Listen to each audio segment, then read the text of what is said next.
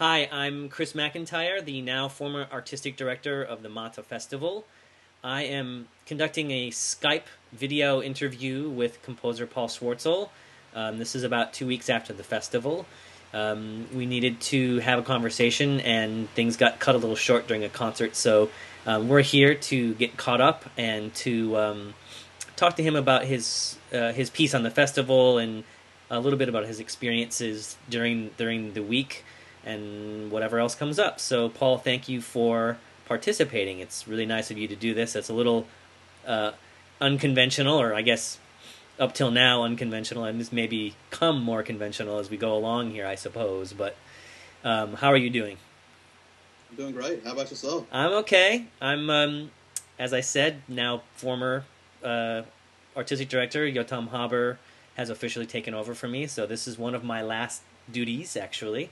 So hopefully it's a good one.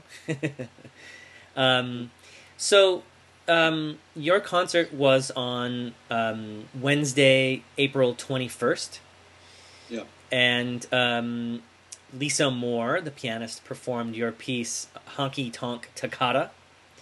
And I would say fairly safely, I think it can be said that she killed it. Yeah, it was awesome. And so, but maybe we can talk about that piece a little bit. I mean, the music that I heard from you was a little different, actually. When we were looking at your submission, the Combine piece was the one that I remember the most. How did this piece come about, the Honky Tonk Toccata, for you? It started out. I was writing a piece, I was writing like a pop song or a pop/jazz song about this experience I had with this girl I was dating who we broke up, and she took the butter from my refrigerator. Man. And no, I just always thought it'd make a good pop song, like a good song or a country western song, anything. And so I just started writing this pop song, and I just realized halfway through, or like maybe a eighth way through, that I didn't really care about writing the song. And I thought it would be much better just to, ditch the lyrics and up the tempo. Yeah. And just add a bunch of different chords here and there. And well, basically it's completely different from what it started out as. Right. And but the original melody is there. Okay. That's interesting. So. The melodic contour remains. Yes.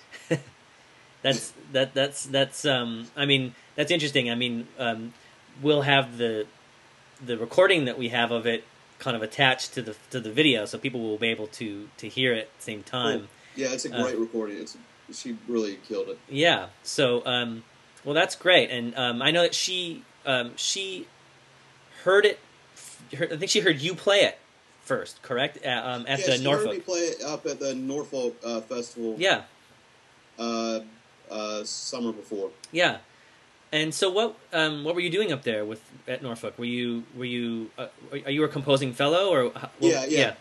I was at the New Music Workshop that Martin Bresnick runs.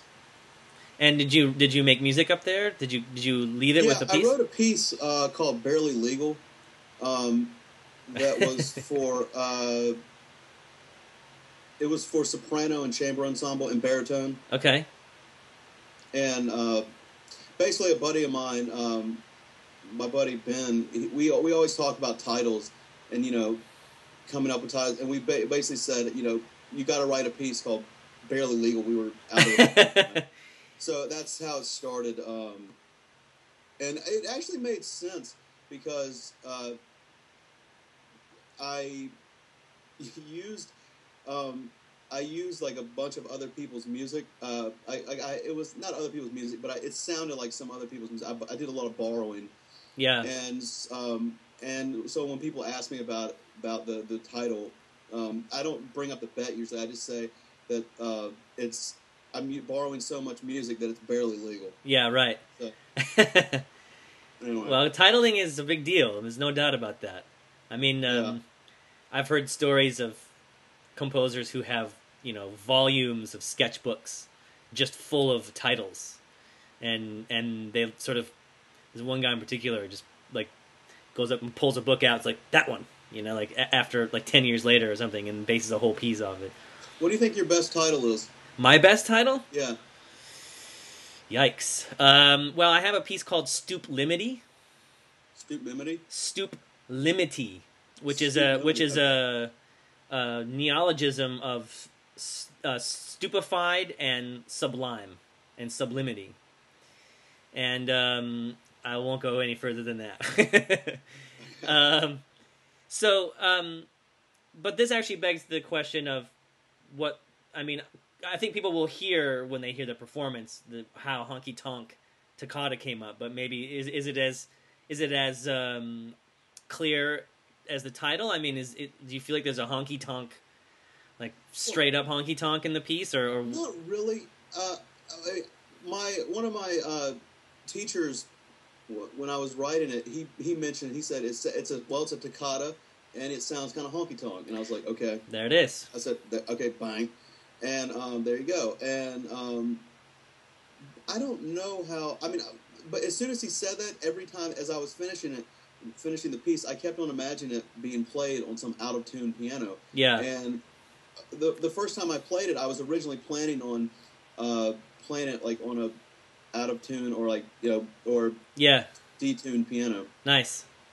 But, I can hear that. That would be great. Yeah. That's how you should do a studio recording. Yeah, if that ever happens. Yeah. That should happen. So what's on your well, actually, I think we're actually kind of running out of time. But what's on your composing table right now? What's going on for you? What are you doing?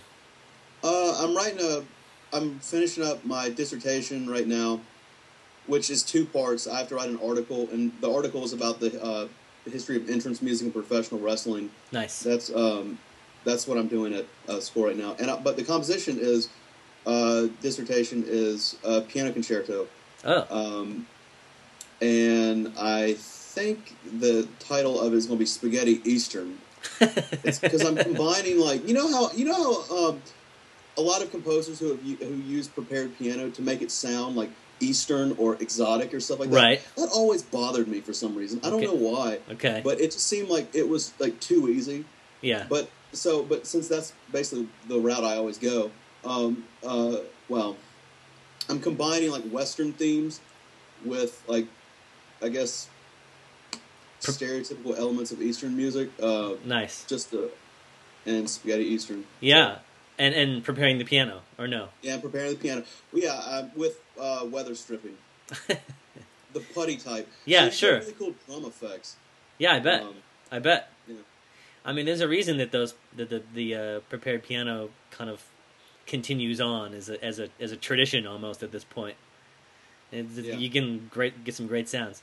All right, well, I wish we could go on, but I think we've covered some stuff here, and I'm really, really thankful that you were available to meet with me, and I hope that this Skype interview doesn't damage you in any way mentally to do it this way, but or me for that matter. The Mod Festival was great. I was really great. I was really happy to be a part of it, and thanks for doing this interview. Yeah, sure, man. Again, composer Paul Swartzel and Chris McIntyre signing off. Thanks. See ya.